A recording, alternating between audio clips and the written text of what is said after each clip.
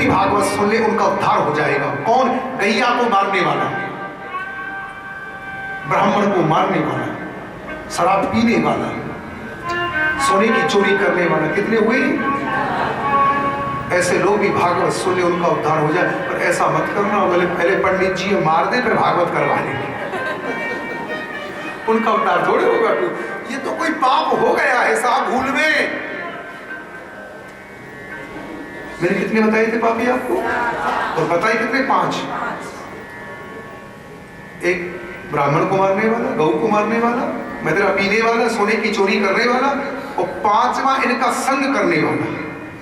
अब आप बताएं, आपको जैसे आप कथा में आई हो, रूम में बैठी है, आप तो किसी की बुराई नहीं करती, तुम्हारे पास में आकर के हाँ मेरी सास बहुत बुरी है, मेरी ननद तो इतनी बुरी है, तुम्हें क्या बताऊं। तुम कथा सुनने की आई है, सुजानगढ़ में दूसरे का पाप लेने के लिए आई है। जब तुम्हारे रूम में आके कोई बुराई करे ना, राधे राधे मैं जाप कर रही हूँ, कार्तिक का महीना है, तुझे और किसी से बात कर ले, बिल्कुल मत सुना। तुम्हारे पास में आकर के कहे ना सासू का स्वभाव मेरा पाप क्यों से कर। मेरी बात ध्यान से सुन लेना। एक बताओ, जितना आनंद माला जपने में नहीं आता उतना आनंद बुराई सुनने में आता। और वो नहीं सच, इतना आनंद आता। और सुना और सुना, तुमने अच्छा उत्तर दे दिया। और क्या, बुराई बिल्कुल तो नहीं करोगे, प्रॉमिस। बिल्कुल कोई बुराई करे ना, हाँ ताई ननद कैसी है, बोले आप जानो महाराज जी मैं जानती हूँ कैसी है। कभी किसी की बुराई नहीं करे। अच्छा मतलब ये 5 पापी भी यदि भागवत की कथा सुन ले उनका उद्धार हो जाता है। और किसका उद्धार होता? बोले महाप्रेत का। हमारे घर में कोई मर गया हो अकाल मृत्यु से, उसका उद्धार नहीं हो रहा है। लोगों ने कहा तुम गया जी हो आओ उद्धार हो जाए। गया जी भी होकर के आगे फिर भी उद्धार नहीं हुआ, फिर भी दिखाई दे रहा है। अब क्या करें? बोले उसके लिए भागवत का पाठ करो।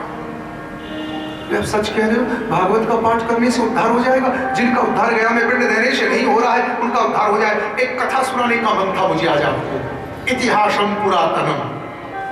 किस प्रकार गया में पिंड देने से भी उद्धार नहीं हुआ पर भागवत सुनने से उद्धार हो गया। एक कथा सुनाने का मन है, ध्यान से सुनेंगे आप। एक पुराना इतिहास है, तुंगभद्रा नदी के तट पर, बहुत ध्यान से सुनेंगे। कथा विषय है कि भागवत सुनने से किस प्रकार ये महाप्रेत का उद्धार हुआ है। तुंगभद्रा नदी के तट पर एक नगर है उत्तम, जिसमें पंडित जी रहते जिनका नाम है आत्मदेव। भैया ध्यान देना, कथा में बहुत बड़े विद्वान हैं। भागवत में तो यहाँ ऐसा लिखा है, इनके मुंह पे इतना तेज है, पंडित जी के मुख पे लगता है दूसरा सूर्य चमक रहा हो। आपने देखा होगा समाज में ये ब्राह्मण बहुत संपन्न नहीं होते, जो संपन्न है बहुत विद्वान नहीं होते। पर आत्मदेव के साथ में क्या विशेषता है? ये पैसे वाले भी हैं और विद्वान भी हैं। पर थोड़ी कमी क्या है इनमें? कमी क्या है बताओ? थोड़ी एक कमी है इनमें, ये थोड़े लोभी हैं, खर्च नहीं करते, कंजूस हैं। हाँ लोभी है। अब इनकी पत्नी का नाम क्या है साहब? पत्नी का नाम क्या है? धुंधली। इनकी पत्नी का नाम है धुंधली। ये कैसी है? बड़ी सुंदर है, देखने में बहुत अच्छी लगती है, घर के काम में बड़ी होशियार है और बहुत बोलती है। थोड़ी सी कमी क्या है इनमें? कलह प्रिया। समझ गई जी? कलह प्रिया नहीं समझे? रात दिन घर में झगड़ा रखती है। यही है धुंधकारी का चरित्र। पतिदेव कहते हैं आज लौकी की सब्जी बना लेना, मैं पूजा करके आऊंगा, और ये आलू की सब्जी बना करके रखती है। पंडित जी कहते लौकी की सब्जी बना लेती तो चिल्ला के बोलती है दिन भर लौकी की सब्जी खाते हो तो आलू खाया करो। फिर दूसरे पंडित जी बोले कल मूंग की दाल बना लेना, मैं पूजा करके आऊंगा, और ये क्या करती? उड़द की दाल बना के रखती। आप समझ गए मेरी बात? पंडित जी कहते लौकी बनाओ तो आलू बनाती है, पंडित जी कहते मूंग बनाओ तो ये उड़द बनाती है। इसका मतलब पंडित जी कुछ बोले तो जोर जोर से झगड़ा करने लगे, दिमाग खराब है तुम्हारा, रोज लौकी मांगते हो, लोग मूंग मांगते। रात दिन घर में कलह हो रहा। बात बात पे कलह प्रिय भागवत में लिखा, उनकी पत्नी के साथ रोज कलह होता। भोजन करने बैठे तो माला जपने बैठे तो पंडित जी ने देखा मेरा तो आधा जीवन बीत गया। मेरी बात कथा में ध्यान देना, बहुत अद्भुत कथा।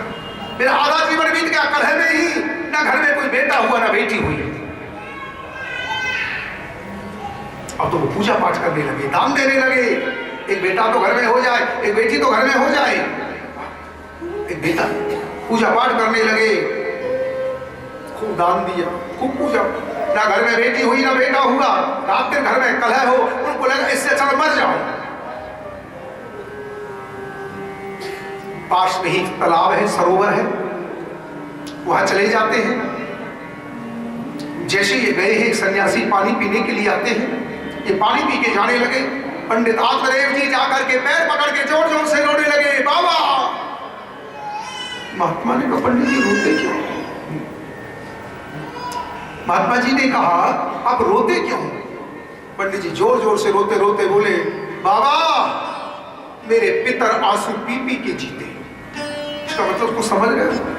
जब मैं मर जाऊंगा ना, तो मेरे घर में कोई पितरों को पिंड देने वाला नहीं, कोई श्राद्ध करने वाला नहीं है।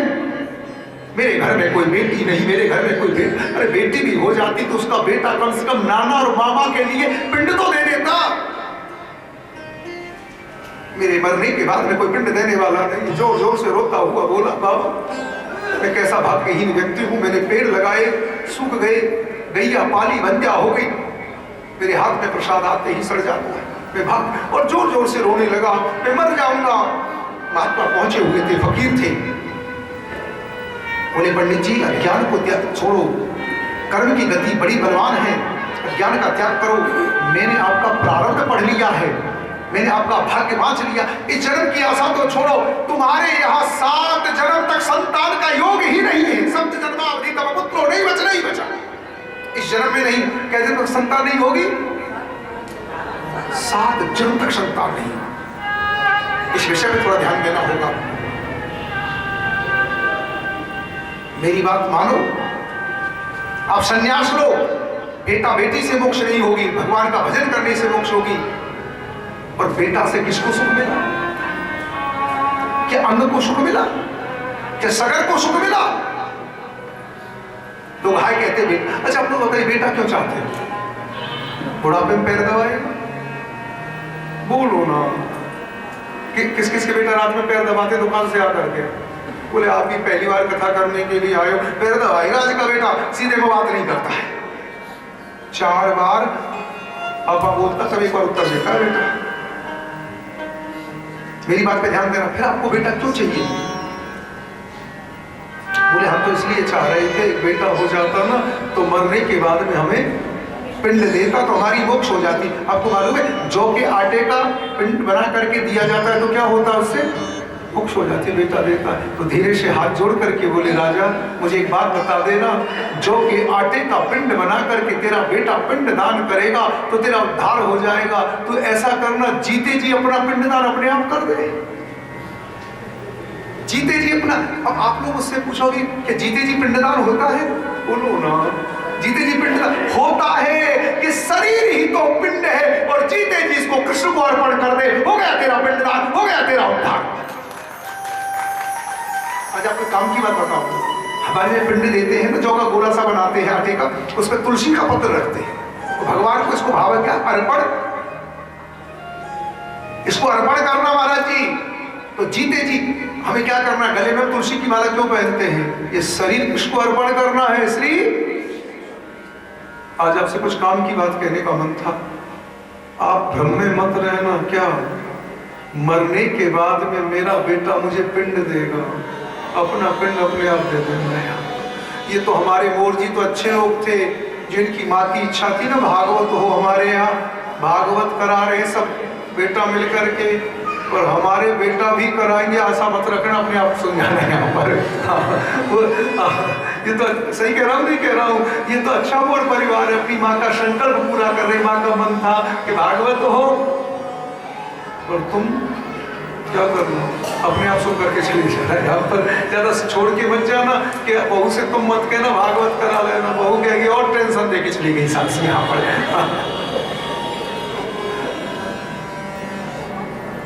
मैं आपको क्या बता रहा हूं, पिंड देने से उद्धार होगा। तुम ऐसा करो, संन्यास ले लो और भगवान का भजन करो, तुम्हारा उद्धार हो जाएगा। बोले महाराज जी नहीं नहीं, मैं संन्यास नहीं लेना चाहता। मैं तो चाहता हूँ मेरे बेटा हो, मेरा पोता हो, और आप तो विधाता के लेख को मिटा सकते हो, संत हो। आप तो साधु में कितनी शक्ति होती है, विधाता के लेख को बैठ सकते हो। आप आशीर्वाद तो मेरे बेटा हो जाए। रोने लगा पंडित जी, आशीर्वाद तो मेरे बेटा हो जाए। फिर क्या बोला, धमकी देने लगा, आशीर्वाद तो मेरे बेटा हो जाए, नहीं हुआ तो, अब ध्यान से सुनना सुजानगढ़ वालों, पंडित जी क्या बोले, नहीं हुआ तो धमकी, अभी मरूंगा तुम्हारे सामने और तुम्हें ब्रह्म हत्या का पाप लगेगा। क्या तो आशीर्वाद दो क्या मेरे बेटा, और नहीं तो अभी सुसाइड करता हूं और तुम्हें लगेगा तुम मेरी मौत के जिम्मेदार होगे। सुन रहे हो नहीं? आपसे कुछ कहना था मुझे। मैं सालासर हनुमान जी गया, मेरी बात पे ध्यान देना। और मैंने जाके कहा हमारी बहू के बेटा, और नहीं हुआ तो सालासर में हनुमान जी को धमकी देने लगा, जिंदगी में कभी नहीं आऊंगा। अबे खाटू श्याम ने जाकर के बोला मेरी बेटी की शादी इसी साल हो जाए खाटू नरेश, नहीं तो जिंदगी में खाटू। और चला गया जिंदगी, भाभी धमकी दे करके आए, मेरे पोते की शादी नहीं हुई, दादी जिंदगी में झुंझुनू। अच्छा आपको दीदी अच्छी लग रही, मैं धमकी दे के आना, बोलो ना। सालासर में हनुमान जी को धमकी मत देना कि मेरी बहू को बेटा नहीं हुआ तो आऊंगा नहीं, बस इतना कहना सालासर में जाके, और सालासर के मालिक बस इतना करना, जिसमें मेरा कल्याण हो वही करना, आप वही करना। एक बात कहूँ आज आपसे दीदी, कुछ लोग समझते नहीं है, बहू को बेटा होना चाहिए, बहू को बेटा होना चाहिए, और बेटा भी हो तो कैसा, दीदी जीवी हो, आज्ञाकारी हो, बेटी की शादी इस साल होनी चाहिए। अरे भाई शादी होना बड़ी बात नहीं, निभ जाए इतना कर लेना। आजकल तलाक बहुत होते हैं, तो क्या कहना है सालासर हनुमान में जाकर के, बस मैं क्या बोल रहा हूँ, आप ही बोलना मेरे संग में। सालासर में जाओगे, खाटू में जाओगे, झुंझुनू में तो जाओगे, क्या बोलोगे दीदी,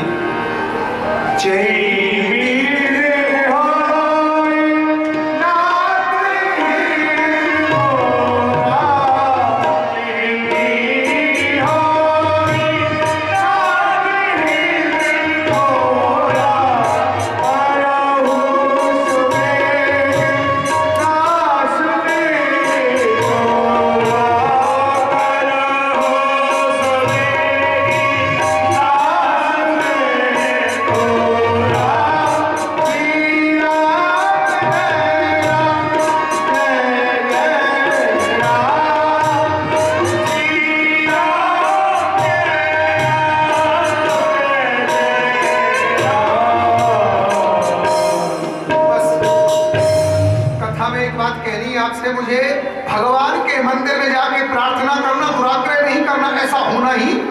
चलिए पंडित जी से बोला नहीं मुझे बेटा चाहिए, पंडित जी ने क्या किया, अपने हाथ से एक फल दिया, एक फल दिया और कहा पंडित जी इसको ले जाइए, फल छोटे बच्चों को नहीं खिलाओ बेटा, और कथा सुन, एक काम सौंपा है, बच्चों को संभाल लो। और संदीप जी ये लिस्ट बाद में बना लेना, 1 घंटा कथा सुन, पूरा समय इसी में लिस्ट भी लगे रहोगे, लोग की क्या भाव है, पूरी क्या कथा मन लगा, तुम्हारा मन लग नहीं रहा है ना, कल से पूरा समय कथा में। तो कथा में आनंद कब आता है, जब श्रोता आंख से आंख मिला के कथा सुनता है ना, तब कथा में आनंद आता है। उठ गए फिर आए, अरे 2-3 घंटा कथा होनी है, पूरा समय तो मिलना है। आज तो पहले दिन कुछ नहीं बोल रहे, कल से ऐसा मत करना है, कल से मन लगा के कथा सुनना। कथा में तभी आनंद आएगा, कब आनंद आएगा, जब आंख से आंख मिला के कथा सुनोगे।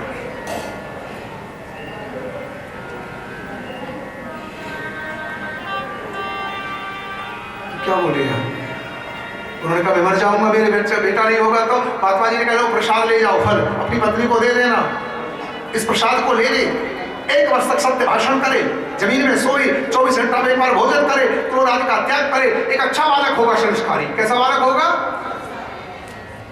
और आपको तो मैंने बताया था ना कि धुंधली अपने घरवाले की बात मानती नहीं थी, मालूम है ना, धुंधली अपने पति की, और 8 बजे जी लेकर के भर गए, अपनी घरवाली से बोलो कि बहुत बड़े बाबा जी से प्रसाद लेके आया हूँ, इसको खा लीजिए, इसको लेने से बेटा हो जाएगा, और सत्य भाषण करना साल भर तक, और 1 बार भोजन करना, और क्रोध मत करना। अच्छा बताइए आप, पति देव शाला सर से प्रसाद लाए और पत्नी को दे, खाना चाहिए नहीं खाना चाहिए? नहीं खाया। आपको मालूम है भागवत जी में धुंधली को कुतर करने वाली बुद्धि कहा। आप बुरा तो नहीं मानोगे? आजकल एक बात बताओ, आज पत्नी पति से भी ज्यादा अपनी सहेली की बात मानती है। पत्नी, हाँ, सहेली जो कहती है ना वो बहुत अच्छा लगता है। तो फल तो उसने नहीं खाया, ध्यान से सुनना मेरी बात। बगल में फ्लैट में सहेली रहती थी और फल को रख करके पहुंच गई कहा बगल वाले घर पे और बोली मुझे तो बहुत चिंता हो रही है, हमारा मुखियार फल लेकर के आया और क्या कह रहा है इसको खाने से बेटा हो जाएगा। और क्या बोल रहे हैं? 1 वर्ष तक सत्य भाषण। अब तू बता, एक वर्ष तक सत्य बोलने से जिंदगी चलेगी क्या? 24 घंटा में 1 बार खाना, मैं 4 बार खाती हूँ। क्रोध करना, क्रोध कर क्या नहीं करना, ऐसे सब नियम बताए। और ये हमसे तो नहीं होगा। और हम सच बताएं, हम तो बेटा चाहती ही नहीं। क्यों? यदि हमने फल खा लिया और हम गर्भवती हो गई और गांव में आग लग गई तो सब तो भग जाएंगी। मैं गर्भवती होने के कारण भग नहीं पाऊंगी, जल के मर जाऊंगी। और कहीं इसको नेगेटिव सोच कहते हैं। धुंधली क्या कह रही है? ये प्रसाद है मेरे लिए। सुखदेव जी अपनी माँ के पेट में कितने वर्ष रहे थे? 12 वर्ष। और ये कहीं 2, 4, 5 वर्ष मेरे पेट में रहा तो वैसे ही मर जाऊंगी। और सबसे बड़ा टेंशन किस बात का है मुझको? दीदी ध्यान से सुनना, यदि मैंने फल खा लिया और मेरे घर बच्चा हो गया, मैं तो जापे में रहूंगी और मेरी ननद आ जाएगी जापा करने के लिए। मैं बेड पे रहूंगी, मेरी अलमारी से सारा सामान लेके चली जाएगी। भाई जी, नन से डर लगता है नहीं लगता? किस किस को लगता है नन से डर? और कथा में सही बोलना जो भाव, मम्मी की बगल में बैठ जाते हैं, भाई ये बात है, भाभी चाय बना, चीनी ज्यादा डाल, भाभी बच्चों को संभाल, मैं घूम के आई। वो भाभी अंदर ही अंदर सोचती है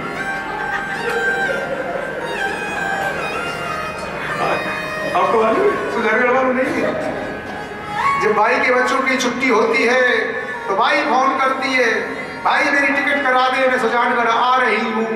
भाभी बगल में सुनती है, कहती है कौन आ रही है? बोले भाई आ रही है। वो धीरे से कहती है मेरी भी टिकट करा दो, मैं भी भाई के जा रही हूँ। यहाँ की ननद तो अच्छी है, और परिवार की भी और जगह की बात है। यहाँ तो ऐसी थोड़ी आपकी ननद तो अच्छी है ना।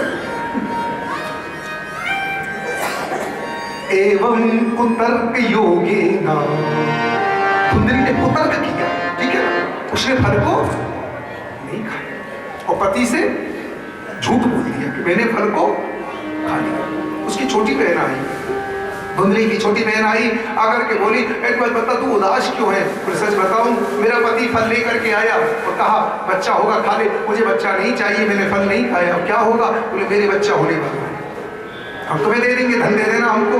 बोले मैं क्या करूं? बोले तुम ऐसा करो, कपड़ा पेट पे बांध लो और पति से कह दो मेरी बच्चा होने वाला है, मैं बेड रेस्ट में हूं।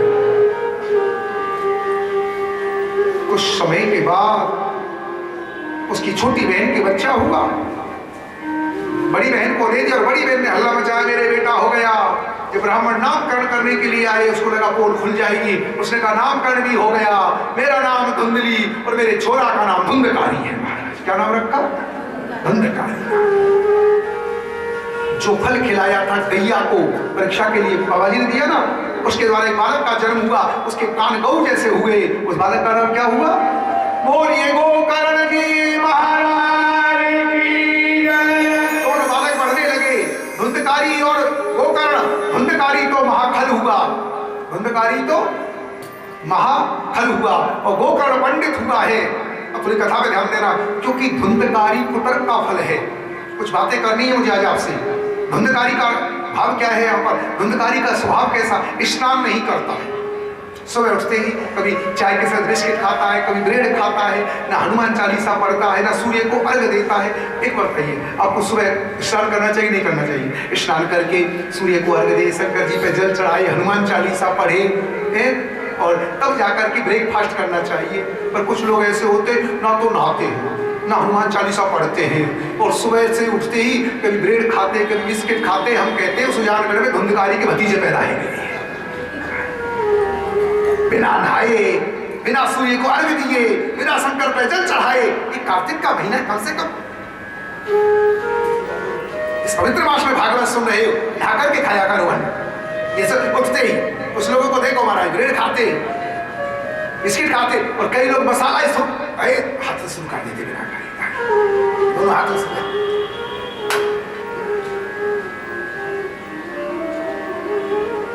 स्नान शौच क्रियाहीन, बात बात में क्रोध करता, अच्छा तो देखूंगा। सहस्तेन भोजनम, और क्या कर रहे हैं, इसके दोस्त बहुत थे। मैं इस विशेष कथा को कहना चाहता हूं, ध्यान से सुनना। दोस्तों का संग करता, जुआ खेलता, ब्राह्मण का बालक होकर के शराब पीता, जुआ खेल करके बाप की पूरी पूंजी बर्बाद कर दी।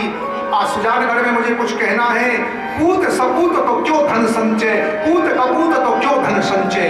सुजानगढ़ वालों ध्यान से सुन लेना, तुम्हारा बेटा लायक निकल गया तो पैसा चुप इकट्ठा कर रहे हो, बहुत कमा लेगा।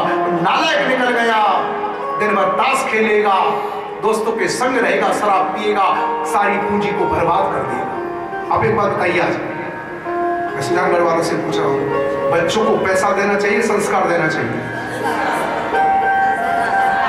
समय से उठे, समय से उठे, भगवान का पूजन करें। जब स्कूल जाया करें तो उनको समझाया करो, दादी जी के पैर छू के जाया कर, दादी के पैर छू के जाए, दादाजी के, ये समझाती नहीं है।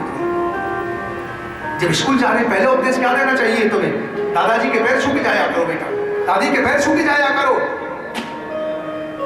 स्नान करो, ठाकुर जी को प्रणाम करो। जब उनका बर्थडे हो मंदिर में जाया करो। आप संस्कार नहीं दे रहे हो, खाली उनके लिए एफडी करवा रहे हैं, है ना? मैं बताऊं, यदि संस्कार नहीं होंगे बालकों के ठीक, तो धन को नहीं, पूत सपूत तो क्यों धन संचय, मोर जी, और पूत कपूत तो क्यों धन।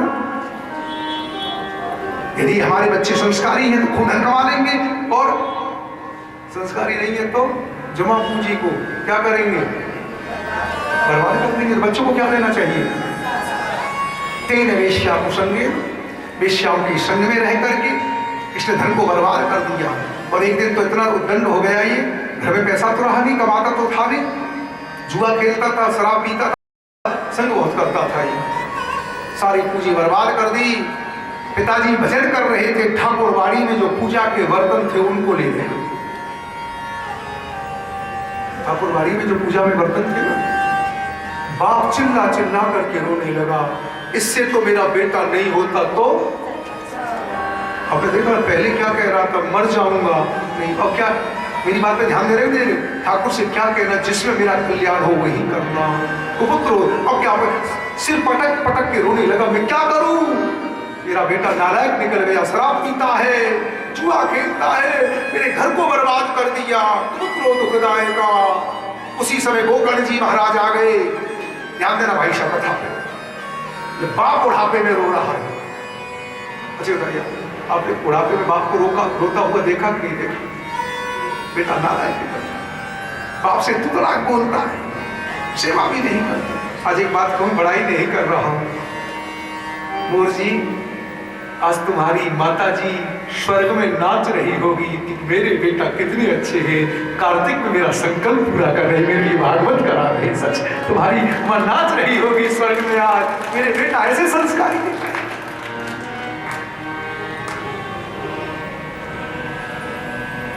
वो माँ बाप अच्छे बता, यदि तुम्हारे बेटा की तुम्हारे सामने कोई बड़ाई करे, क्या स्थिति होती? छाती छोड़ जाती है। कैसे? तुम्हारे बेटा की बड़ाई कोई तुम्हारे सामने करे, कैसा लगता है दोस्तों? तुम्हारा बेटा तो स्कूल में टॉपर है, मालूम है? तो कैसा लगता है? जैसे पेरेंट्स मीटिंग में तुमको गई, एक तुम्हारे बच्चे की कंप्लेन ही करते रहे सब लोग, कैसा लगे? नीचे मुंह करके आ जाओ, और एक जहां जाओ जिस टीचर के पास जाओ, तुम्हारा बेटा, तो कैसा लगता है सुन करके? सुन करके अच्छा लगता है। तो मैं क्या कहना चाह रहा था आज की भागवत में आपसे, जिसके बाप के सामने कोई बेटा की बड़ाई करे, आपका चेहरा देखना, छाती चौड़ी हो जाती है, ये मेरा बेटा कितना संस्कारी निकला है, कैसा आज्ञाकारी निकला है मेरा बेटा। अब आपसे क्या कहना चाह रहा था मैं यहाँ पर, आज आत्मदेव रो रहा है, बेटा शराब पीकर। उस बाप से पूछो जिसका बेटा शराब पी करके रात के 12-1 बजे आते ही गाली गलौज शुरू कर दे, वो पुत्रों दुखदाई का। हमने कहा कि जाऊं क्या करूं, मेरा बुढ़ापा बिगड़ गया। उसी समय गोकर्ण जी महाराज आ गए अपने बाप को समझाने के लिए। पिताजी आप क्यों रोते? क्या सुन, मैं गोकर्ण गीता सुना रहा हूं आपको, मैं कह रहा हूं आप ध्यान से सुन लेना। कथा ये भागवत आपका जीवन बदल देगी, जिंदगी बदल देगी, दिशा बदल देगी, दशा बदल देगी। मैं आपको बार बार क्यों जोड़ दे रहा हूं? ये 3-4 घंटे का समय इधर उधर मत बताओ, कथा में मन लगाना।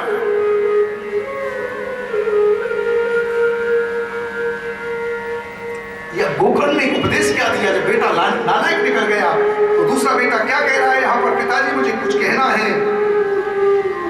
आप अज्ञान को त्याग दीजिए, आप अज्ञान को छोड़िए। या कोई किसी का बेटा नहीं और कोई किसी का बाप नहीं है, मैंने मान लिया है ये मेरा है। जिसे आप अपना कहते हो ना, ये सब सपना है। अच्छा एक बात बताइए, आज दुकान पे तुम्हारे नाम का बोर्ड लग रहा है, जब तुम नहीं रहोगे तो दुकान का प्रोपराइटर कौन हो जाएगा? बोलो ना, दुकान किसके नाम हो जाएगा? दुकान किसके नाम हो जाएगा?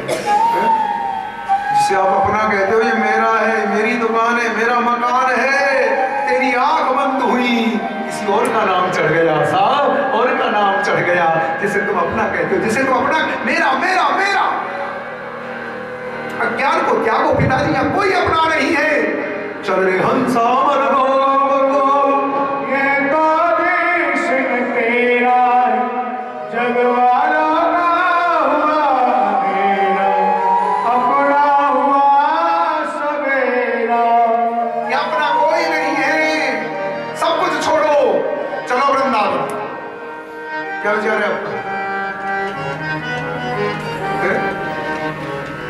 बोलते क्यों नहीं? अरे भजन करेंगे, ठाकुर का कौन अपना है? एक दिन तो छोड़ के जाना ही है, जाना है नहीं? अच्छा बताओ, ये किस किस को मालूम है हम जाएंगे यहाँ से? दीदी बताओ, किस किस को मालूम है मरेंगे? सबको। तो पैकिंग किस किसने कर रखी है? यही तो दुख की बात है। हाँ ये तो मालूम है, जयपुर से 7 दिन के लिए आई हो, 7 ड्रेस लेके आई हो, जब जिंदगी भर के लिए जाएगी तब क्या कितनी ड्रेस लेके जाएगी यहाँ से? उसकी तैयारी बिल्कुल नहीं कर रखी है। यहाँ आए हो 7-8 दिन के लिए, दिन कब तैयारी करके आए हो? जाएगा जब यहाँ से कुछ भी न पास होगा, तो गए कफन का टुकड़ा तेरा निवास होगा। अभी तो विषय बोल रहा हूँ, ध्यान से सुनना है। पिताजी कोई अपना नहीं है, जिसे आप अपना कह रहे हो ये मेरा है, मेरा है। शरीर क्या है? इस शरीर में रक्त भरा है, मांस भरा है, क्षणभंगुर है। ये क्षणभंगुर है शरीर, किसी पे दोष गुण पे ध्यान मत दो, भगवान का भजन करो। और पिताजी को समझाया, पिताजी को समझ में आ गई। ये वृंदावन चले गए, घर छोड़ करके आत्मदेव पंडित जी जमुना के किनारे बैठ करके भागवत जी का पाठ करते, 10वें स्कंद का, श्री कृष्ण का ध्यान करते। और एक दिन भगवान का ध्यान करते करते शरीर छूट गया और श्री कृष्ण की प्राप्ति।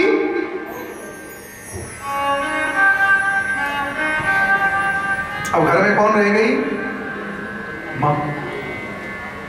शराब पी करके आया, माँ की चुटिया पकड़ के बोला बता कहाँ है पैसा? हाथ में जली हुई लकड़ी लेके आया। माँ को घबरा गई, घर के बाहर कुआं था, हाथ छुड़ा करके भगी और कुआं में कूद गई और मर गई। पिताजी वृंदावन चले गए, माताजी कुआं में कूद के मर गई। उनके एक भैया का नाम था गोकर्ण, वो घर छोड़ के चला गया तीर्थ करने के लिए। उनका कोई मित्र नहीं है, कोई दोस्त नहीं है, भगवान का भजन करते।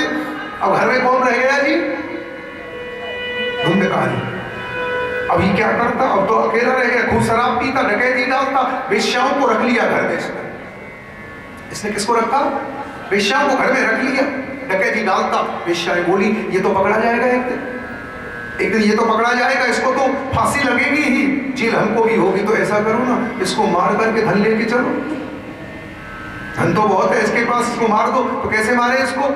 आटे में जहर मिलाया, इसकी रोटी खिलाई, बेहोश कर दिया, नहीं मरा, गले में रस्सी का फंदा डाला, फांसी लगाने लगी। उनको लगा बच ना जाए, वो जलती हुई आग लेकर के आई, अंगारे इसके मुंह में ठूस ठूस करके भर दिए, ठूस ठूस करके भर दिए, जला करके मार दिया, जमीन में गाड़ दिया, ऊपर से चौका लगा दिया। लोगों से का धन लेने के लिए गए हैं। मेरी बात पर ध्यान देना, ब्राह्मण होकर शराब पिया, वेश्याओं का संग किया, जहर दे के मारा, जला के मारा, ये महाप्रेत बन गया। क्या बन गया? दसों दिशाओं में भटके सुई जैसा। आज की कथा थोड़ा ध्यान दें, इसका उद्धार नहीं हुआ था। जब इसके भाई को मालूम पड़ा, मेरे भाई को जहर देकर के जला के मार दिया, उसकी दुर्गति हो गई। अब भाई तो भाई नहीं, उन्होंने कहा इसका उद्धार होना चाहिए। ये गया जी धार्मिक तीर्थ है, मालूम है ना, वहां पर फल्गु नदी है और भगवान विष्णु का चरण है, विष्णु पद। आज भी 16 दिन में मेला जैसा लगता है, वहां पितृपक्ष जब आता है ना, तो पिंड देने के लिए जाते हैं।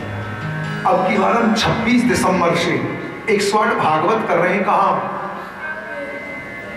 गया जी। ये हम तीर्थों में हर साल कथा करते हैं 26 दिसंबर से 1 जनवरी। ये 29वां साल हो गया। इससे पहले गुजरात में डाकोर जी में थी, उससे पहले महाराज अशोक जी कहाँ थे?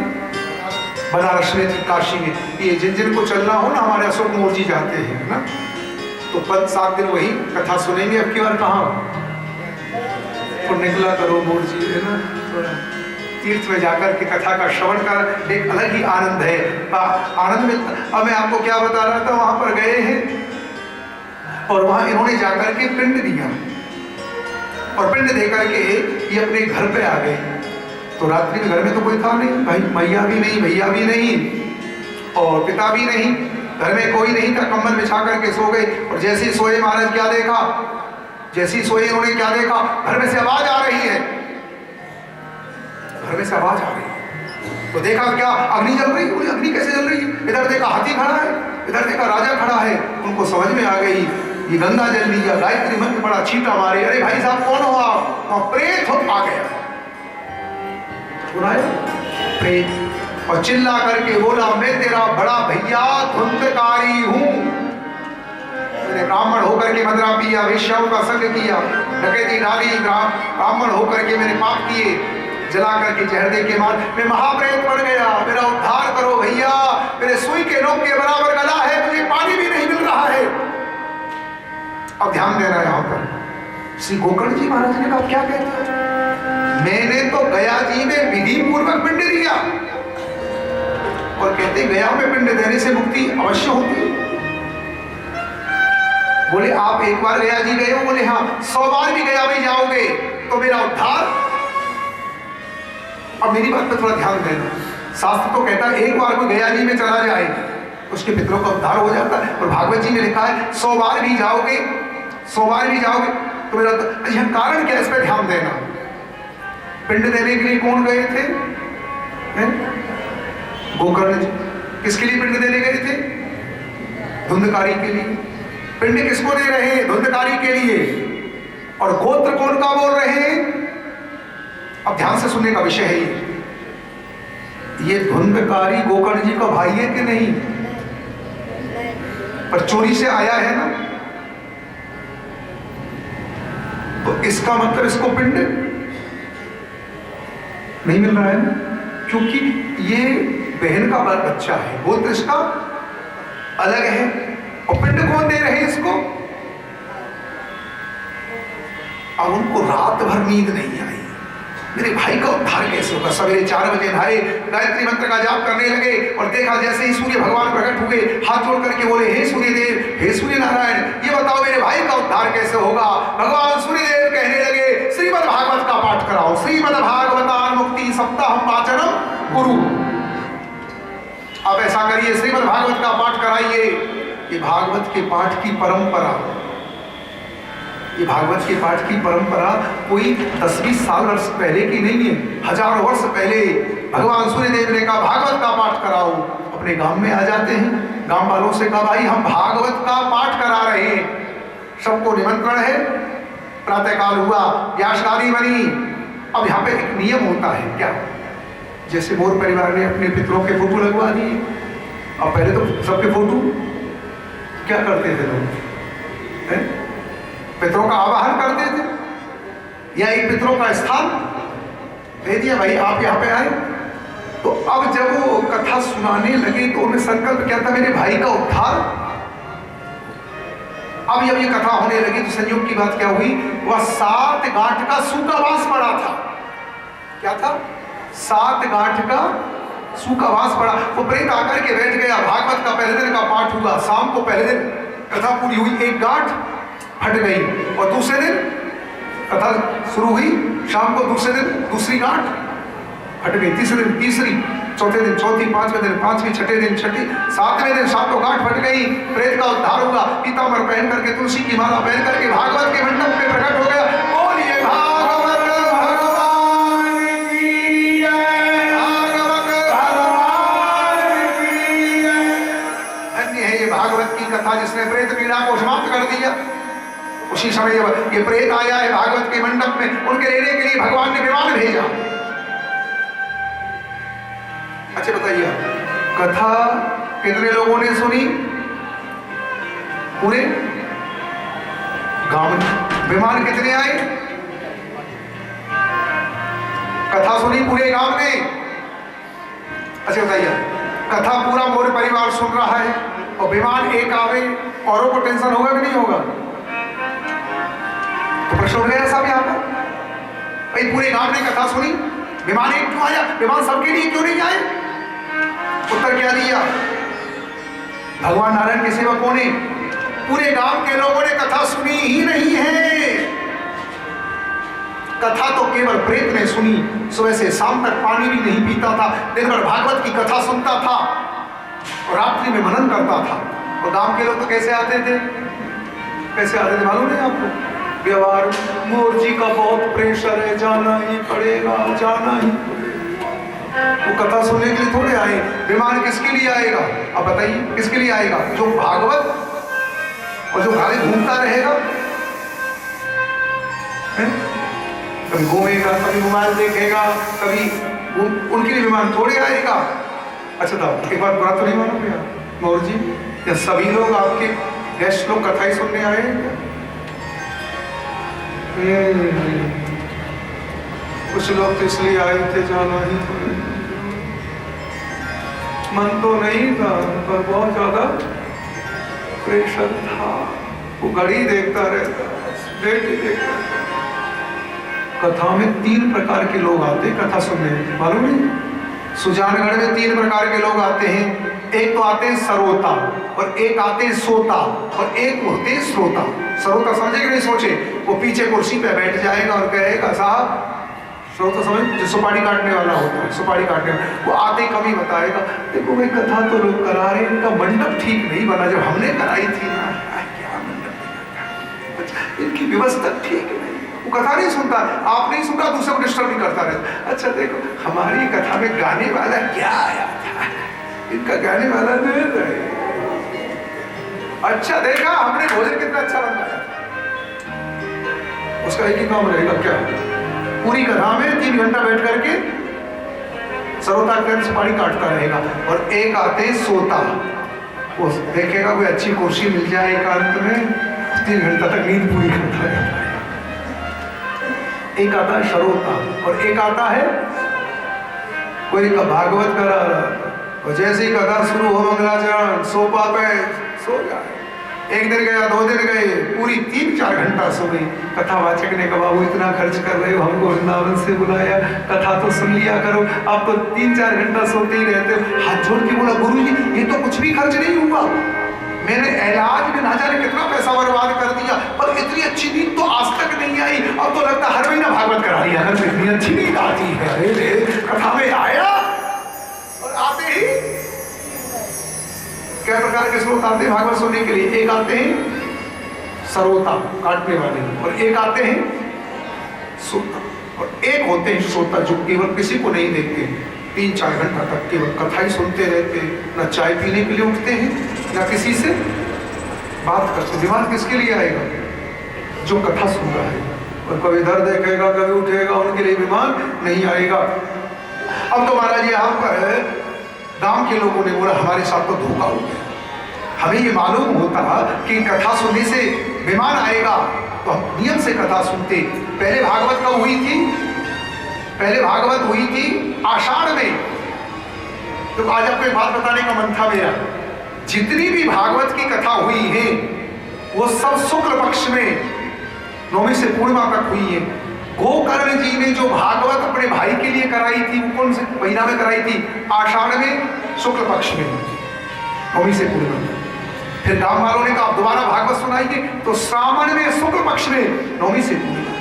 पूरी गांव के अब के लोग समझदार हो गए थे। कैसे भैया, पहले धोखा हो गया, विमान नहीं आया, बीच में उठेंगे नहीं कथा में, ठीक है ना, पूरी कथा सुनेंगे। सभी लोगों ने मन लगा करके कथा का श्रवण किया, मन लगा कर कथा का श्रवण किया महाराज। और 7वें दिन हजारों विमान आ गए। गांव में जो कुत्ते भी थे, गधे भी थे, चांडाल भी थे, जिन जिन के कान में भागवत के मंत्र पड़े सबका उद्धार हो गया। कहते पूरे गांव जैसे भगवान राम जी के संग में अयोध्यावासी साकेत गए, वृंदावनवासी गोलोक धाम में गए, भागवत की कथा सुनकर के गोकर्ण के द्वारा पूरा गांव गोविंद के धाम चला गया, सबका उद्धार हो गया है, पूरे गांव का उद्धार हो गया।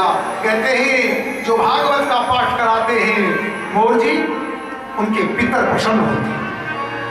और यह भागवत में लिखा है नित्यम सुपाठा पुनर्भवम् च। जो व्यक्ति रोज भागवत का पाठ करते हैं उनका पुनर्जन्म नहीं होता।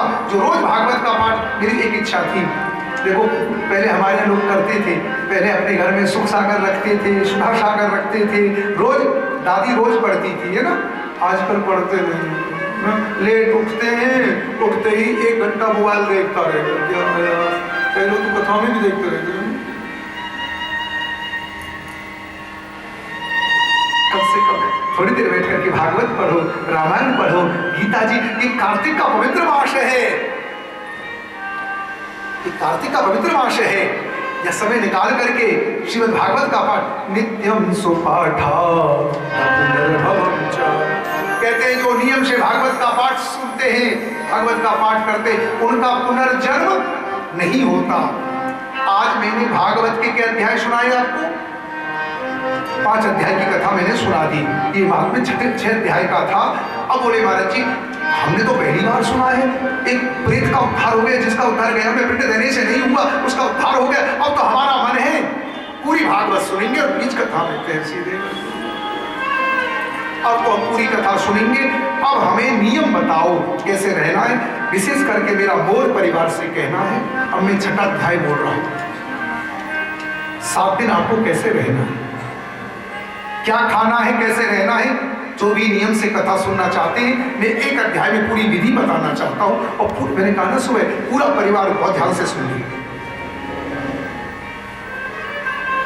अभी हम पितृपक्ष में छत्तीसगढ़ में कथा कह रहे थे, तो पितरों के लिए भागवत करा रहे थे। वो गया जी ऐसे नियम से कथा सुनी उन लोगों ने, पूरे परिवार ने बाहर नहीं खाएंगे।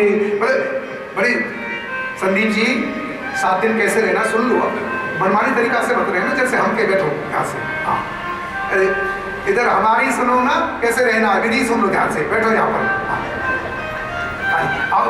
अब पूरा परिवार जो भी आ सके, भाई बहन, अब मैं विधि बता रहा हूँ भागवत सुनने की, ठीक है। पूरे परिवार को कैसे रहना है साथ में। एक बात कहना चाहता हूँ, भागवत तो आप करा रहे हो, यदि विधि पूर्वक नहीं सुनोगे तो जितना पुण्य उतना नहीं मिलेगा। जैसे किसी को शुगर हो गया, शुगर हो गया, दवाई भी खा रहा है और पेड़ा भी खा रहा है। दीदी दवाई भी खा रहा है, पेड़ा भी खा रहा है, लाभ होगा? ज्यादा लाभ कब होगा? जब मीठा छोड़ दे। भागवत तो आप करा रहे हो, पर नियम से सुनोगे तो आपको अभी अब मैं कौन सा अध्याय बोल रहा हूँ? भागवत का 6वां अध्याय। मोर परिवार बहुत ध्यान से सुने। अस्ते संप्रक्षामा सप्ताह श्रवणे विधि। अब मैं सप्ताह श्रवण की विधि बता रहा हूँ। भागवत का आयोजन अकेला भी नहीं करा सकता है, तो सब भाई मिलकर कराए। भागवत विवाह से बड़ा पर्व है, विवाह 2 दिन में पूरा हो जाता है, ये 10 दिन तक चलती है। महाराज कोई साधारण थोड़े, एक भाई नहीं करा सके, सब मिल करके कराए। और भागवत का उत्सव कैसे मनाए? जैसे शादी जैसा उत्सव। हमारे घर में विवाह क्या लिखा है भागवत में? विवाह यादृशम नित्यम तादृशम परकर्मयि।